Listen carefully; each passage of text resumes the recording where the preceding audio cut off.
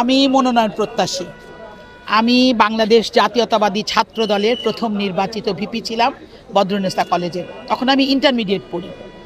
তারপরে 91-তে বিএনপি পাওয়ারে এসেছে, কিন্তু আমি তখন সরাসরি চাকরিতে ছিলাম, যার জন্য আমি মনোনয়ন চাইও নাই। না চাইলে তো পেতেও পারি না, আমি আসিও নাই।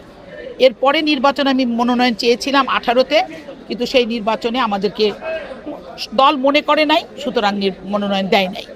এবার আমি মনে করি যে দল যদি সঠিক সিদ্ধান্ত নেয় বা যদি মূল্যায়ন করে ত্যাগী কর্মীদের, যারা বিএনপির জন্মলগ্ন থেকে বিএনপি করেছে, সেই ত্যাগী কর্মীদের কথা যদি চিন্তা করে, যেমন আমি দুইবার জেল খেটেছি প্রায় 6 মাস।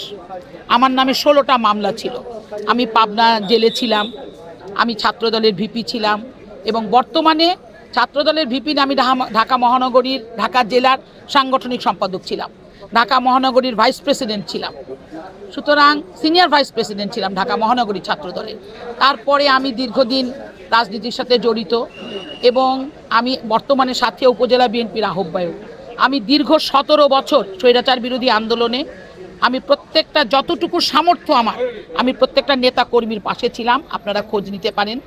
এবং করোনাকালীন সময় যখন করোনা আসে, তখন আমার মানসিকভাবে আমি অত্যন্ত ভেঙে পড়েছিলাম যে মানুষ যদি খেয়ে পড়েই না বাঁচতে পারে, এই জনপদে যদি মানুষ না থাকে, তাহলে বিএনপি করবে কে? আমি রিলিফ দিতে গিয়ে কখনো বিএনপির কথা চিন্তা করি নাই। বিএনপির কর্মী এরা মানুষ, আমার এলাকার মানুষ, এবং আমি এসপির কাছ থেকে পারমিশন নিয়ে পুলিশ প্রোটেকশন দিয়ে, আমি বলবো সেই সময় আমার এলাকার যে এমপি ছিলেন তার চেয়ে অনেক বেশি সাহায্য সহযোগিতা আমি করেছি। এবং সব কিছু বিবেচনা করে, যদি বিবেচনা করে আমাকে দল মনোনয়ন দিতে পারে, এটা আমি মনে করি।